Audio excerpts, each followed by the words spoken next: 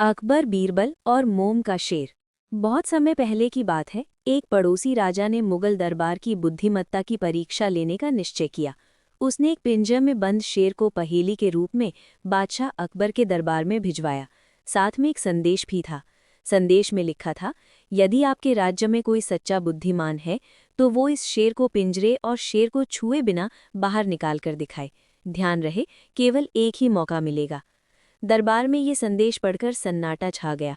सभी दरबारी सोच में पड़ गए कि आखिर बिना छुए शेर को बाहर कैसे निकाला जा सकता है। बादशाह अकबर भी चिंता में पड़ गए।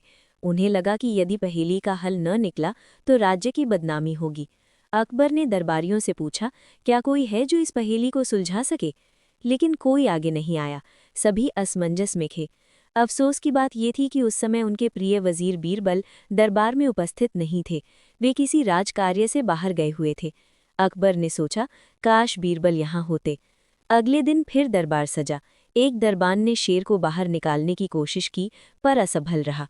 किसी ने जादूगर बुलाया, पर वो भी हार गया। समय बीतता जा रहा था और अकबर की चिंता बढ़ती जा रही थी। शाम होते होते बीरबल दरबार में पहुंचे। उन्होंने देखा कि बादशाह चिंतित हैं। उन्होंने आदरपूर्वक पूछा, महाराज, आप इतने परेशान क्यों हैं? अकबर ने पूरी बात बताई और पूछा, क्या तुम इस पहेली को सुलझा सकते हो? बीरबल ने शांत स्वर में कहा, महाराज, मैं प्रयास कर सकता हूँ। उन्होंने 2 सुलगती हुई लोहे की छड़ मंगवाई।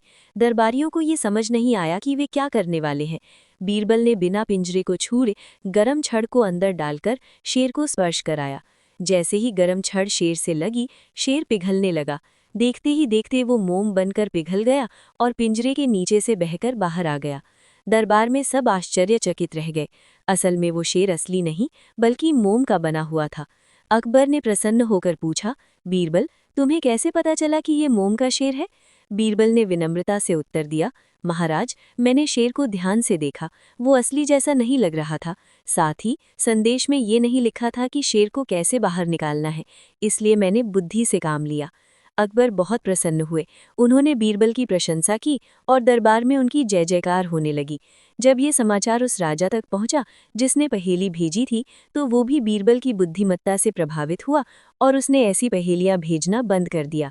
कहानी की सीख: बुद्धि और समझदारी से बड़ी समस्या का समाधान हो सकता है। हर परिस्थिति में बल नहीं, बल्कि दिमाग का प्रयोग करना चाहिए। ध्यान से निरीक्षण करने पर कठिन से कठिन पहेली भी सुलझाई जा सकती है।